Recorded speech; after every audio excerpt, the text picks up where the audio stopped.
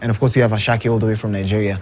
And of course, you have to move on to the next one. This lady by the name Dr. Lydia Kemunto is someone that you need to get to know. She has a PhD from Harvard, and she is of the interest that most African children or African scholars should travel abroad and get that amazing education. Good morning, Lydia. If you can hear me, just talk to us and tell us where you're joining us from and how you are this morning. Thank you. Thank you so much, Brian. I'm excited to be here. Okay, it's like we don't have you at the moment. Yeah, do you hear kindly me? turn on your microphone so that we can get to hear you clearly. Lydia? My microphone. Do you hear me? It's now on. Good morning. We're going to recap it again from the top. Just talk to us and tell us how your morning is, where you're calling us from, and of course, we'd like to just know more about yourself. Thank you so much, Brian. Do you hear me okay now? Yes. Oh, perfect. Well, thank you so much for having me. I'm calling you from New York, where it is 2:43 a.m. But perhaps I'll just jump in by making a quick correction. My PhD is from Oxford, not Harvard. They can be interchangeable, but they were two different countries. But the spirit is the same. Yeah. My purpose is to enable African brilliance to have a global impact. I founded and came to Kenya actually until recently, Brian, when we were supposed to be speaking was perhaps a week or two ago when I was in Nairobi. I just returned. The reason why I'm in Kenya so frequently and across the continent is because I strongly believe that youth brilliance is our biggest asset, and investing in it, realizing the fullest potential of our African youth is how we become an equal in the 21st century as the African continent. So that's what I'm spending time doing. Yeah, you're such a go-getter. 2:43 a.m. is still really agile and high-spirited. For me, I don't think I'd be as high-spirited as you are. But the main goal right now is you making sure that you get to create a bridge. How was it for you starting out? How did you decide, you know what, I want to study abroad? And then as soon as you got there, what inspired all this flame of trying to make sure that also other African children or other people of African descent get an opportunity? Thank you. That's an important question, Brian. I'm born and raised in Kenya. I went to Kisii Primary School. If anybody is listening who was ever there, please let me know, including a number of other schools in Nyanza and Western. Mm-hmm. And then for high school, I went to Loreto, Limuru. Brian, do you still hear me? Yes, clearly. Oh, perfect. So for high school, I went to Loreto, Limuru. Again, a shout out to all the Loreto Gotesians. And then I got a scholarship to go to something called the United World College of the Atlantic. This is a 5th and 6th form school in the UK. And the way I got the scholarship, Brian, was entirely accidental, because any girl who graduated my year in Loreto could have been just as competitive.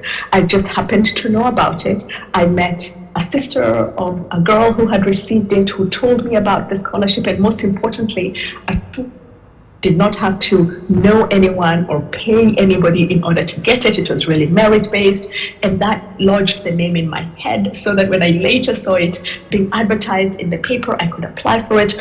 And as you know, for these things, Brian, there is loads, very many smart students who qualify. And at the end of the day, it's like rolling a dice. It's like winning a lottery, because we're virtually indistinguishable, the people who are either long-listed or short-listed.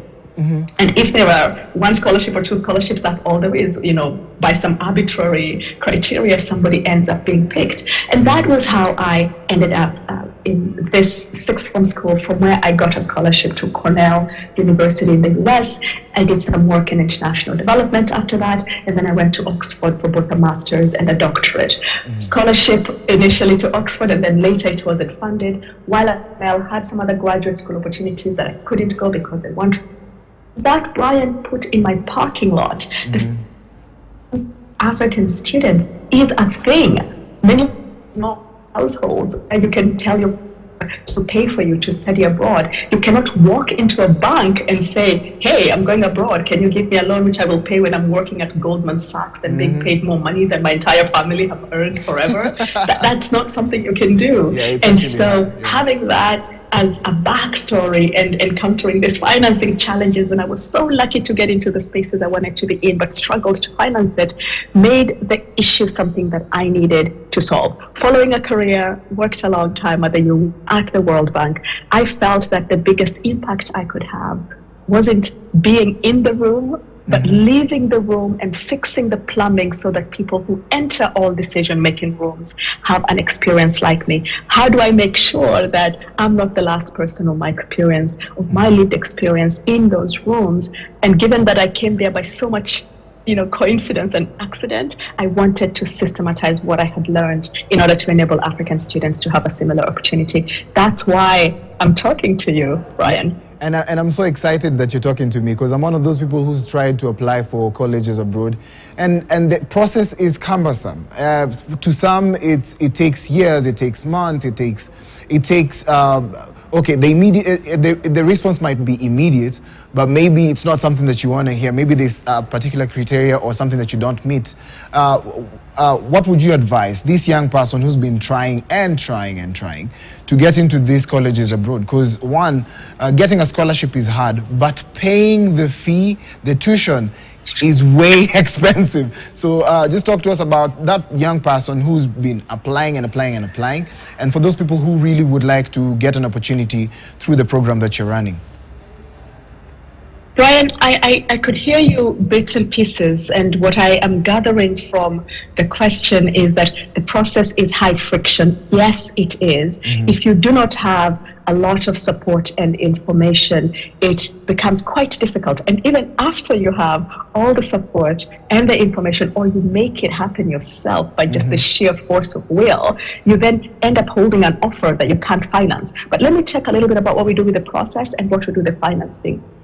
Again, the company is 8B.Africa. That's where we are. 8, the number 8, the letter beats. It's really our answer to the question, what does Africa need to be fit for purpose in a world of 8 billion? As you know, the world has entered the population milestone of 8 billion people. We want Africa to be an equal in that world, and our belief is that one of the most important ingredients, among others, but the most important, is enabling African human capital to realize its highest potential, including through access to global universities. So how do we do that? 3 things. The first thing is connecting students with very curated information about global universities and how to level up an application in order to succeed, to enter it. As you know, Brian, I don't know if your experience is similar to mine. When I was in high school, nobody cared if I had leadership, if I volunteered in my local community or my local church. All they cared about is, did you get an A? Because that's how it opens doors. That's what opened doors for you.